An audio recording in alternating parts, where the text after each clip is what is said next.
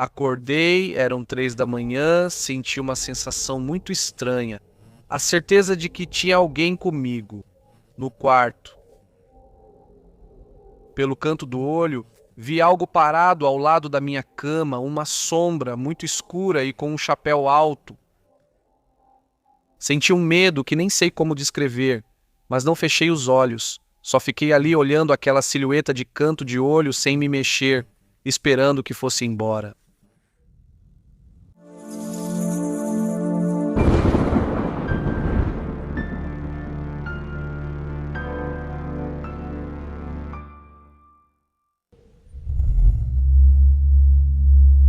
Muito boa noite, comunidade.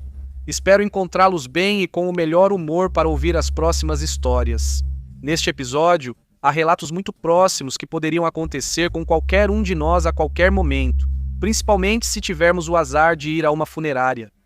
Mas também há histórias que nos falam sobre encontros com lendas. Histórias que vão nos mostrar que alguns mitos contados em áreas rurais são muito mais reais do que imaginamos. Te convido a ouvir com muita atenção e ficar até o final deste episódio, porque vamos sortear 10 livros autografados de Relatos da Noite.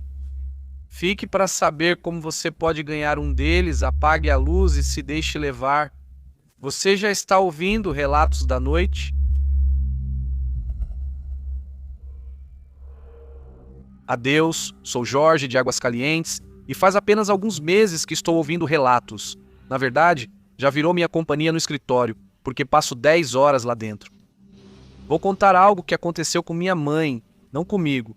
Desde já aviso, pois na minha família raramente falamos sobre coisas paranormais.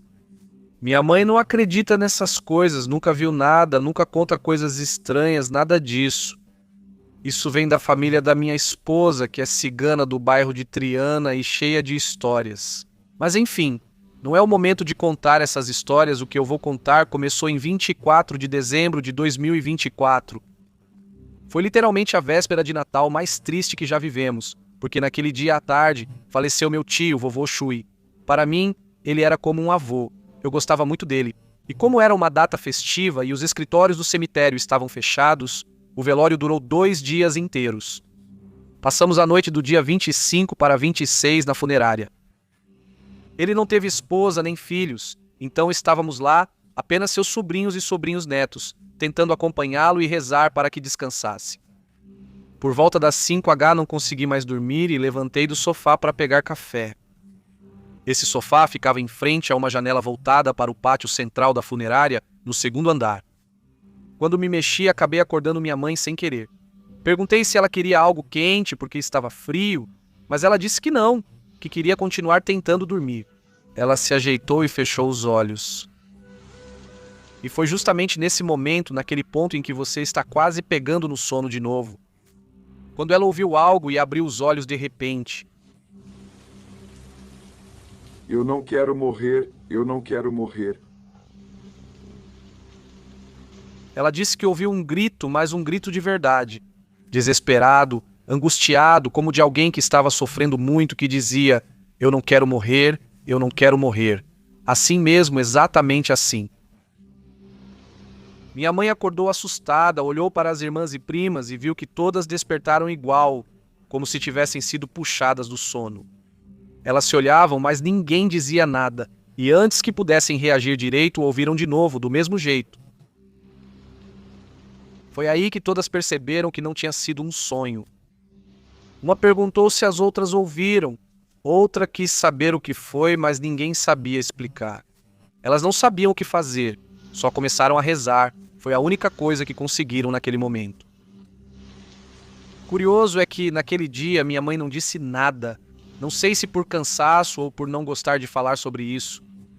Soube meses depois, ao visitar ela com minha esposa para contar algo estranho que aconteceu conosco em casa. E então ela me disse: bom, se você já está contando isso, eu também vou te contar uma coisa. Algum tempo depois, ficamos sabendo que a sala onde estivemos naquela noite ficava em cima do lugar onde preparam os corpos dos falecidos antes de entregá-los aos familiares. Honestamente, não sei se devo chamar de necrotério, mas vocês que criam comunidade, que acreditam que no momento da morte a alma se desprende imediatamente do corpo. Ou talvez, se você não estiver preparado, a alma insista em ficar um pouco mais de tempo. Desejo a vocês boas festas, um feliz dezembro e obrigado por ouvirem.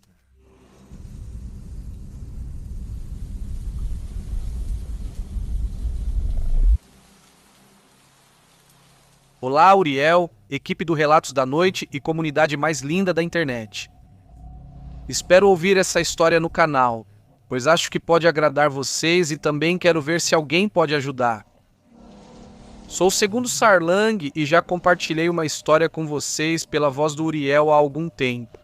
Não sei se alguém se lembra daquela casa mal assombrada em Laprida, o vilarejo de Buenos Aires, Argentina. Precisei me afastar dos relatos por um tempo devido ao trabalho, pois o dia não é suficiente para ouvi-los. Recentemente consegui um novo trabalho que me permite ouvir relatos de pessoas de vários lugares enquanto faço artesanato na minha oficina. Mas não escrevo para contar isso. Trago mais uma história vivida por mim mesmo junto com um familiar e um amigo, no mesmo vilarejo da história anterior. Aqui em Laprida paro de divagar e passo a contar minha experiência. Há algum tempo estou morando no campo com meus tios e avós. Como vocês já devem imaginar, a tranquilidade e a paz que se sente por aqui são coisas que não dá para explicar em palavras. Essa calma, obviamente, é uma fuga para algumas pessoas de suas vidas agitadas na cidade. Como é o caso do meu amigo Rafa, a quem vou chamar de Chino nesta história. O Chino já tinha me avisado que queria vir passar um fim de semana no campo. Ele estava bastante atordoado pela cidade, ao que respondi pedindo para que, por favor, viesse, que eu estaria esperando por ele, com prazer. Avisei meus tios que o Chino viria, e como já o conhecem, ficaram felizes. Após uma semana, chegou o dia de buscá-lo no terminal e voltar para o sítio. No caminho, conversamos sobre o que fazer nos dias em que ele ficaria. Queríamos ir caçar, cuidar do gado, cavalgar pelos campos e fazer alguns outros trabalhos que eu tinha planejado para fazer com ele. Ao chegar em casa, meus tios o receberam calorosamente e logo estávamos ajudando a pôr a mesa para o jantar. Durante o jantar, contamos ao tio nossas intenções para os próximos dias, as quais ele aceitou imediatamente, a grande maioria, exceto a de ir caçar. Já tentei caçar com ele antes, mas ele sempre arranjava uma desculpa para não ir. E como desta vez eu estava com o Chino, planejava usá-lo como uma ajudinha para que ele aceitasse sair para caçar.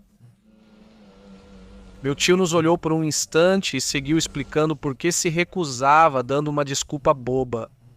Quando minha tia apoiou a mão sobre o pulso dele e disse algo que deixou tanto eu quanto o Chino surpresos. "E se você levar sua cruz?" Meu tio ficou um tempo em silêncio. Depois disse que aceitaria a oferta e que no dia seguinte iria ao vilarejo comprar as balas. Na noite seguinte, nós obviamente ficamos felizes e rapidamente esquecemos o comentário da minha tia. O dia seguinte foi cheio de preparativos, engraxamos as armas, preparamos os carregadores e uma bolsa com comida para a viagem. A ideia era entrar bastante no mato para procurar cervos ou javalis, o que encontrássemos durante os preparativos. Eu percebia de canto de olho que o tio murmurava entre dentes ou fazia caras de resignação, como se soubesse por que não devíamos ir. Mais tarde, ainda nesse dia, eu estava na oficina com o Chino e lembrei que precisava abastecer a caminhonete. Minha oficina fica à direita da casa se você olhar de frente, e o galpão onde o veículo é guardado fica à esquerda, então eu tinha que passar pela frente da casa para chegar lá. Quando estava passando pela janela do quarto dos meus tios, ouvi minha tia dizer para o marido: "Você já viu ele algumas vezes e não aconteceu nada com você? Você sabe, com essa cruz você está protegido, eu tenho a minha aqui, então não se preocupe, vai com os meninos." Eu passei direto, meio devagar, para terminar de ouvir aquilo, e depois lembrei do que a tia tinha dito para o tio no dia anterior. Nesse momento desconfiei de algo. Uma cruz para que ele não se preocupasse, não sei. Superstições do interior, pensei. Quando anoiteceu, subimos na caminhonete, nos despedimos da tia e nós três seguimos para o mato. Ainda de noite, com nossos faróis e lanternas apontando para os lados, esperando ver algum animal. Ao chegar ao pé de uma colina, Decidimos estacionar a caminhonete ali e subir o mato a pé. Queríamos ir o mais silenciosos possível para ouvir os animais. Ao descer do veículo, percebemos que o silêncio nos cercava. Não estava escuro porque a lua ilumina muito mais no campo, mas realmente não se ouvia nada, absolutamente nada. Achamos curioso, mas nada exagerado. Então fomos subindo o morro até chegar a um caminho que os porcos usavam para andar com seus filhotes. Então nos preparamos entre uns capins e esperamos por eles. Vou tentar explicar para vocês o lugar onde estávamos, assim vocês podem ter uma imagem clara do espaço. Imaginem um caminho de terra, plano, olhem para da esquerda. Imaginem uma parede de pedra de uns 5 metros de altura, com algumas árvores no topo. À direita, imaginem uma leve descida, e mais ou menos na altura do caminho, as copas de alguns pinheiros. Por causa da descida do terreno, isso fazia com que as árvores crescessem de muito mais baixo. Nós fomos nos esconder em uns pastos que ficavam do lado esquerdo do caminho, encostados na parede. Esperamos e esperamos 10 minutos, 20, 30, 1 hora, e não acontecia nada. No entanto, começava a soprar uma brisa de vento bem fria, o que fazia as copas das árvores balançarem. Meu tio estava com as mãos entrelaçadas nos joelhos e as costas na parede. Dava para perceber que ele estava preparado para qualquer coisa, mas também parecia estar expectante. Meu amigo também estava ansioso. Depois de mais um tempo, ouviu-se algo, finalmente ouviu-se algo. Nós 3 levantamos as armas bem devagar, para não fazer barulho nem alertar nada que estivesse por ali rondando. Se vocês lembram como era a paisagem que eu expliquei, vão se lembrar da descida de terra que tinha à direita do caminho, certo? Bom, não tem como explicar de forma razoável o que aconteceu depois. À nossa frente, começou-se a ouvir o estalar de galhos de pinheiro seco no chão, perto da beira do caminho, mas para baixo, deixando o que quer que estivesse ali ainda sem ser visto. Algo estava subindo. O som ficava cada vez mais frequente, mais próximo e às vezes mais lento, mas estava ali, se movendo a uns 5 metros mais ou menos. Em um momento, esse som parou e depois começou a subir a ladeira em direção ao caminho, se aproximando dele. Nós, prontos atrás dos arbustos, com os dedos nos gatilhos das espingardas de costas para o caminho, começou a aparecer. Ele não era um cervo, não era um javali, também não era uma onça, era algo pior. Uma criança humana, baixinha, devia ter 1,30 m. Dava para ver como ele tentava subir para o caminho por trás da encosta, porque vimos suas mãos agarrando o capim para conseguir escalar. De tudo o que poderia ter subido pela encosta, uma criança era a última coisa em que pensávamos. Meu amigo abaixou a arma, levantou a cabeça para enxergar melhor e tentou avançar em direção ao garotinho. Vi como meu tio o segurou pelo braço firmemente, mas com muito cuidado para manter o silêncio. Ele fez um sinal para que não fizéssemos barulho, e aí eu percebi, no pulso dele, que ele havia levantado para apontar para a boca com o dedo indicador, havia um rosário com uma cruz branca, de prata. Uma lágrima escorria em sua bochecha direita. Virei o olhar para o menino e já o vi parado no caminho. O pequeno estava com os braços inclinados em direção ao peito, tocando os dedos uns nos outros, como quando uma criança se perde e espera que a mãe venha buscá-la. Sua roupa era estranha. Ele usava um ponchito vermelho, uma bermuda verde escura e uns sapatinhos que pareciam muito antigos. Era um conjunto estranho, como de outra época. Sua pele era pálida, vocês já devem imaginar. Uma pele da cor dos ossos, esbranquiçada. A parte das pernas que aparecia depois do short estava suja de terra. Na verdade, eu vi manchas escuras, principalmente nos joelhos. Seu rosto, sua cabeça, meu Deus. A cabeça dele estava inchada. Não sei como explicar. Parecia como se tivesse sido picado por várias abelhas ao mesmo tempo, estava cheio de arranhões pelo rosto todo. O cabelo preto dele se organizava em mechas ao longo da cabeça, dando a aparência de uma cabeleira, como aquelas bonecas antigas que vão perdendo o cabelo. Os olhos dele estavam tão inchados quanto o rosto, as pálpebras vermelhas, e não dava para ver os cílios. Depois reparei nas mãos dele, que eu só tinha olhado antes para ver a posição delas. Elas estavam esfoladas, como se ele tivesse se arrastado sobre espinhos ou arranhado cimento. Dava para ver os ossos através dos dedos dele e os pulsos estavam roxos. A visão daquela coisa foi interrompida por um som, uma espécie de choro misturado com algo, não sei bem o que, mas era um choro muito grave. Parecia que no momento de inalar o ar, ele expirava, e ao contrário, quando expirava, parecia inalar, e eu não sei explicar isso. Além disso, parecia que se somava a um pigarro, como se não tivesse garganta. Para conseguir fazer esses ruídos, começou a mover a cabeça para vários lados. Não eram movimentos erráticos, eram premeditados. Parecia que ele estava procurando algo específico, né? Realmente parecia a cena de uma criança procurando pela mãe. Era terrivelmente angustiante vê-lo ali, parado, chorando. Em um momento, enquanto ele mexia a cabeça, o chinês fez um som como se estivesse ofegante. Como quando você quer chorar, mas nada sai, como se estivesse liberando uma carga de ar presa. E com esse som, naquele momento, o menino olhou para nós, meu tio estava rezando, o chinês tentava cobrir a boca e eu mantinha minhas mãos firmes na espingarda. O menino começou a soluçar, parou de chorar, mas também era um soluço muito estranho, bem áspero e grave.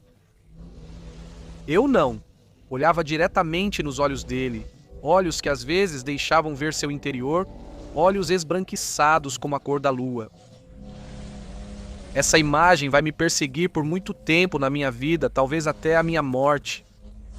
O menino parado no meio do caminho, chorando sem fazer nada, nos olhando com uma expressão entre tristeza, frustração e pesar, como se algo terrível tivesse acontecido.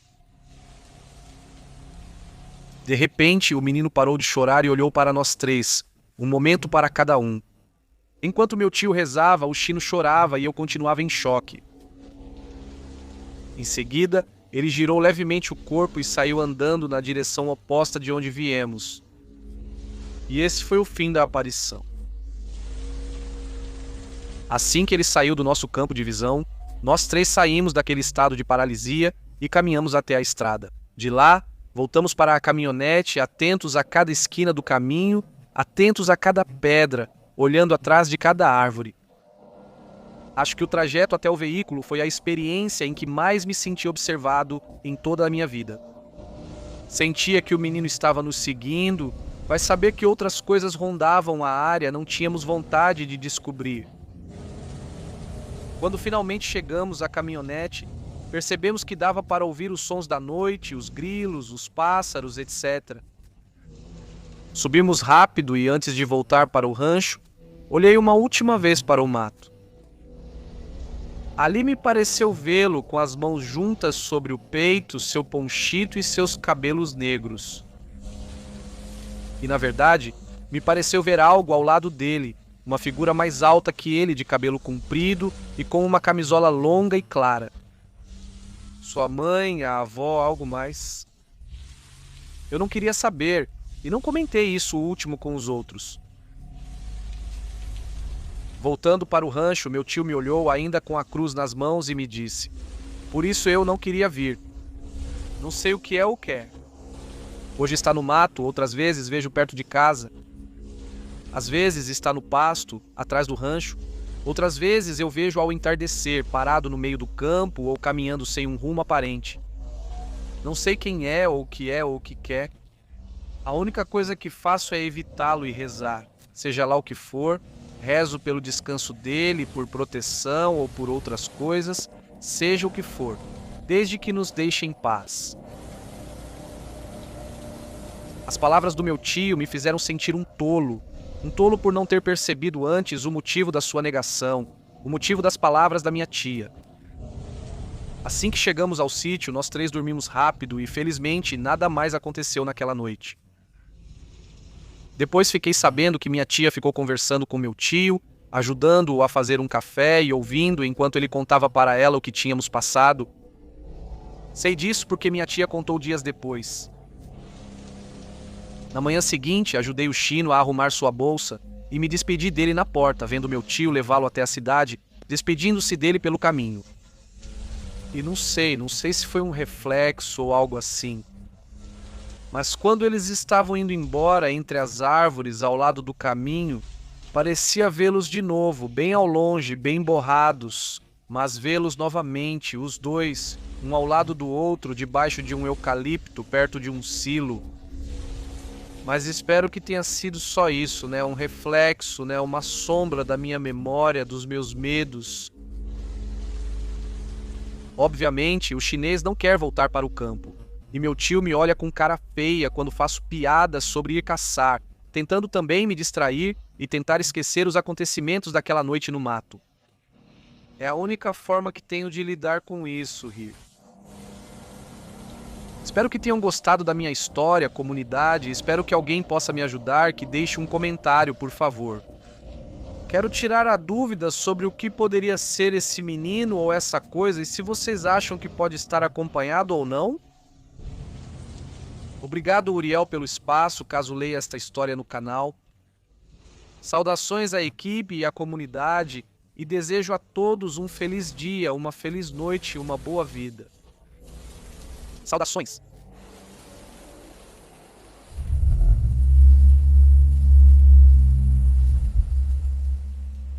Obrigado por continuar por aqui.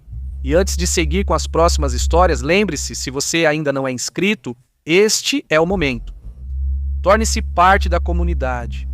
Lembre-se também que este espaço, Relatos da Noite, é o único original, porque estão surgindo muitos canais com nomes parecidos, roubando as histórias, as suas histórias, simplesmente postando com outros títulos.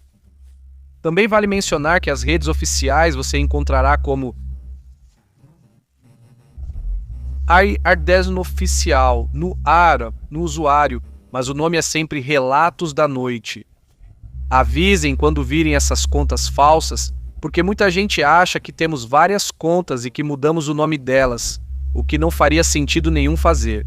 E o pior é que muitas dessas contas pedem dinheiro para o pessoal da comunidade para continuar criando conteúdo. Então, por favor, lembrem-se, nós nunca vamos pedir uma doação para vocês. Lembre-se de ficar até o final, porque vamos te contar como ganhar livros autografados. Seja você nos ouvindo na sua plataforma de podcast favorita ou no YouTube, continuamos.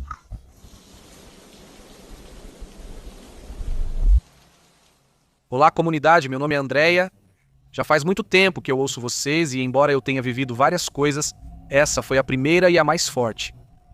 Foi difícil para mim tomar a decisão, mas finalmente criei coragem para compartilhar por causa da confiança que tenho em vocês. Isso aconteceu por volta de 2017, quando estudávamos no CEBETS, uma escola pública de ensino médio. A avó de uma amiga tinha falecido e, como éramos um grupo de meninas muito unidas, decidimos acompanhá-la ao velório. Nesse dia, depois das aulas, viajamos de Cuautla até Tlayacapan. O ambiente era muito tranquilo, na casa onde estava o corpo, muito pacífico. Havia um corredor longo que levava a uma sala onde estava o cadáver. Nós não entramos, apenas abraçamos nossa amiga e nos sentamos para a oração. As cadeiras estavam arrumadas ao longo do corredor e eu fiquei lá atrás, quase em frente à rua. No meio da oração, do nada, ouvi alguém sussurrar meu nome bem claro no meu ouvido. Andréia. Virei à esquerda, morrendo de medo, mas estava sozinho. Fiquei imóvel, pensando que talvez fosse só nervosismo, mas quando olhei para o outro lado, vi uma das minhas amigas com a mesma cara de susto que eu. Você ouviu, ela me disse, e eu só assenti. Nós sorrimos assim, nervosas, e ficamos em silêncio. No final, comentamos com as outras, mas como tudo ainda era muito recente, o luto, não quisemos ficar pensando muito em um simples sussurro. Naquela noite, cheguei muito cansada em casa, eu dividia o quarto com minha irmã mais nova, me troquei Deitei e dormi quase instantaneamente. Já de madrugada, acordei, olhei o celular. 3h15 da manhã. Eu me sentia muito cansada, então só me ajeitei e tentei voltar a dormir. No dia seguinte, tudo normal. Contei para minha mãe sobre o sussurro, mas ela não achou importante, só me disse para rezar à noite. Mesmo assim, eu continuava com aquela inquietação. Consegui dormir bem rápido, mas de novo acordei de madrugada e a vi novamente.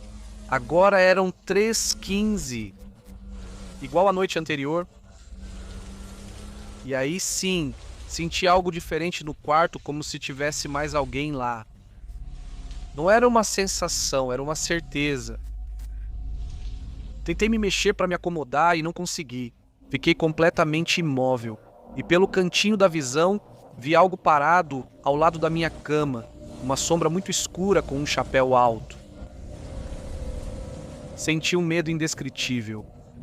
Não fechei os olhos, só fiquei ali olhando para aquela silhueta sem me mexer, até que começou a amanhecer e com a luz, ela deixou de aparecer. Não contei nada porque achava que ninguém acreditaria em mim. Não contei a ninguém, pois sabia que não iam acreditar. Fui para a escola, mas não consegui me concentrar. O dia todo fiquei tenso, esperando que a noite não chegasse. Eu não conseguia parar de pensar naquele momento em que, de novo, eu ia me sentir totalmente à mercê de algo que eu não entendia. Naquela noite, eu rezei e rezei. Como minha mãe me disse, adormeci rezando, e aconteceu de novo. Acordei de madrugada, mas nem quis ver as horas. Fiquei com medo de o relógio marcar 3h15 de novo. De canto de olho, confirmei que lá estava de novo a mesma sombra, parada do mesmo jeito, com aquele chapéu. O medo era pior, eu sentia frio, mas ao mesmo tempo estava suando, não conseguia mexer nada do corpo, só um pouquinho a cabeça. Tentava me convencer de que era paralisia do sono, de que isso acontece, de que é comum, mas eu estava perfeitamente consciente. Eu estava completamente acordada. Com toda a força que pude, comecei a chamar baixinho minha irmã Fernanda Fé. Achei que ela não fosse me ouvir, mas se levantou, me viu e seu rosto mudou totalmente. Ela perguntou o que eu tinha e pedi que chamasse minha mãe. Minha mãe entrou com a Bíblia na mão, sentou-se comigo, começou a rezar por mim, acariciava minhas pernas e meus pés, e o rosto dela, a preocupação dela, nunca vou esquecer. Ela ficou comigo assim até amanhecer. Só então consegui parar de sentir aquele medo profundo. Ela foi dormir um pouco e eu finalmente acabei cochilando. Depois disso, nada tão forte aconteceu, mas o quarto, não sei, ficou com uma energia muito ruim, como se algo tivesse ficado ali. Aconteceram mais coisas, ouvíamos vozes quando não tinha ninguém, as luzes se apagavam sozinhas o tempo todo, mas eu nunca mais senti medo como naquela noite. Nem tanto.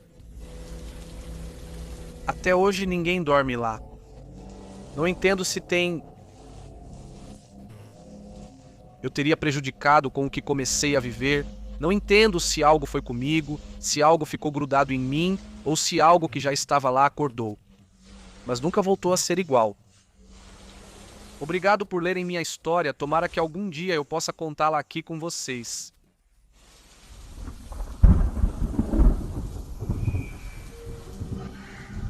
Olá, Uriel, sou Javier e escrevo esta história com meu amigo Valdo.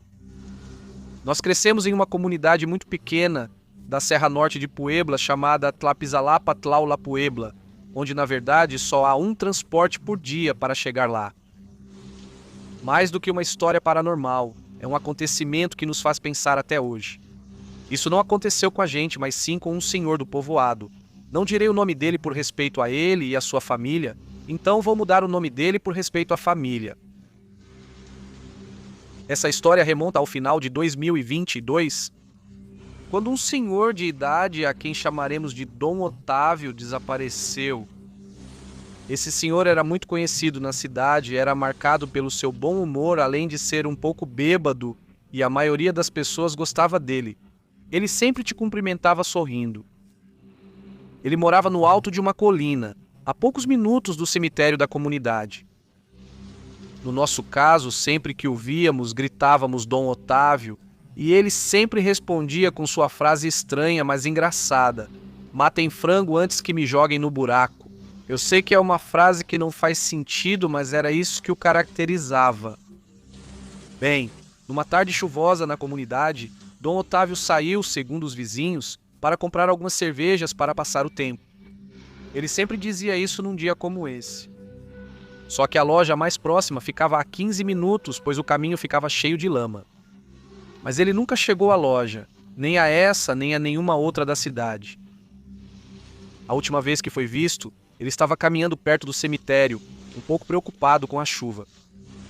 Desde então, ninguém soube dele, ou pelo menos de seu paradeiro. Naquela noite, a família, preocupada, pediu ajuda para procurá-lo, achando que ele tinha bebido em algum bar e estava do lado de fora como outros bêbados. Mas não, ele simplesmente não estava lá. Nos dias seguintes, a busca continuou, chegaram policiais e até a Guarda Nacional.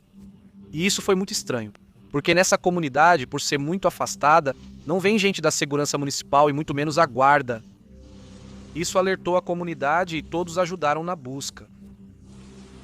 A maior parte da comunidade é mata, cafezais ou pastos. Não descartavam que, devido à bebedeira, ele subiu e sofreu um acidente ou algo parecido. Mas ninguém encontrou nada. Procuraram em cada lugar, em cada cantinho e nada, né? Também buscaram no rio da cidade, que frequentemente transborda devido às chuvas. Esse rio tem histórias e acontecimentos bem paranormais, difíceis de acreditar, mas isso eu te conto em outro momento. Ninguém encontrou nada no rio, nem sinal das roupas dela. Também descartaram sequestro, pois nunca entram desconhecidos e perceberiam um veículo estranho. E para chegar ao povoado maior, que é Xicotepeque de Juárez, são 2 horas e meia por uma estrada de terra. Para sair do outro lado, era preciso caminhar 3 horas morro acima, por isso ninguém soube o que ocorreu. Eu juro para você, Uriel, parecia que a terra tinha engolido ele ou que algo o levou embora. Nessas noites, os corujões cantavam pelo vilarejo inteiro. Vocês sabem que dizem ser mau presságio.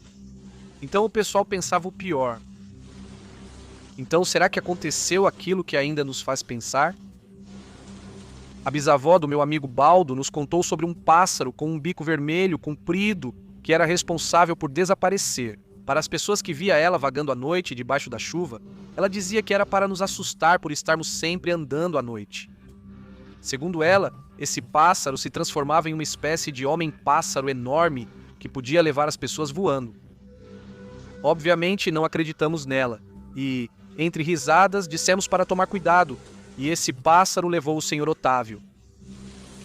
Nesse dia tudo estava normal, até que à noite, por volta de 2h30 da madrugada, meus amigos e eu descemos depois de terminar de jogar futebol e vimos algo no meio da neblina. Bem entre o campanário da igreja, que também fica muito perto da casa do Sr. Otávio do cemitério, vimos um homem grande, vestido totalmente de preto, que se movia como se estivesse encharcado de água, sacudindo o corpo com movimentos desajeitados, estranhos, como se estivesse exausto. Naquela tarde tinha chovido, mas o que achamos estranho foi que não conhecíamos aquela pessoa. Ao notar que o observávamos, ele parou e logo desceu rapidamente do campanário, quase correndo.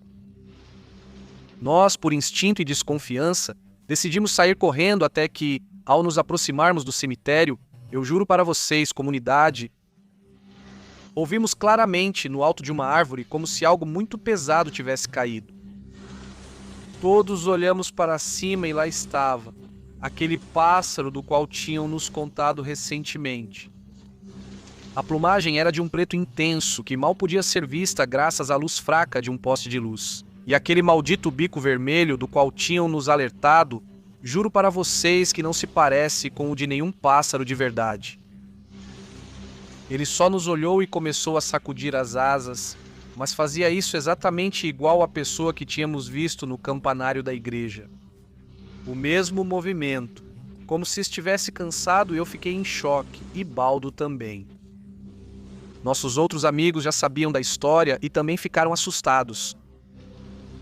Então, no meio daquela paralisia, ouvimos algo mais, um sussurro, uma voz que eu juro para vocês, comunidade, não era nada humana, mas nos disse: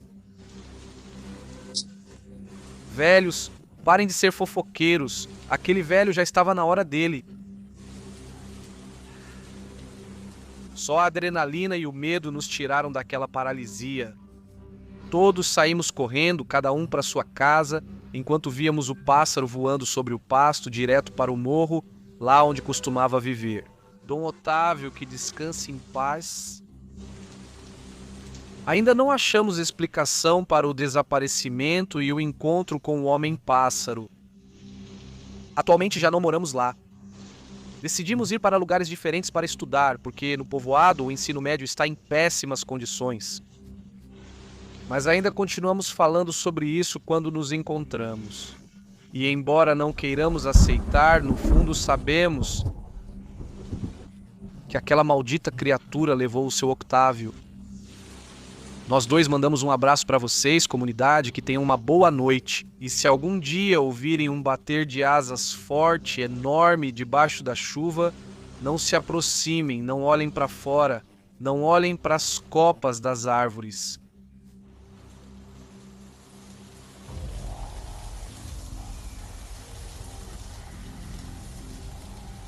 Comunidade, para celebrar que o livro já está disponível também na Espanha e no Chile, vamos sortear 10 livros autografados. A seguir, 5 para o YouTube e 5 para as plataformas de podcast. No YouTube, você pode participar comentando neste episódio, dizendo para nós: eu ouço relatos da noite desde... E aí mencione sua cidade, seu bairro, seu estado, província ou seu país. O que você quiser pode acrescentar ao seu comentário, mas é importante que tenha essa frase. Para que você possa participar, pode fazer até 3 comentários se quiser, todos vão participar. E se você nos ouve no podcast, tire um print deste episódio sendo reproduzido e marque a gente em um story no Instagram. Temos que fazer assim, porque nem todas as plataformas têm opção de comentários e queremos que todas possam participar. E já que você está por lá, não deixe de nos seguir. Vem vários especiais. Temos surpresas que vocês vão adorar neste dezembro, que será o mais aterrorizante da história, garantido. Obrigado por fazer parte da comunidade, que tenham ótimos pesadelos, uma ótima noite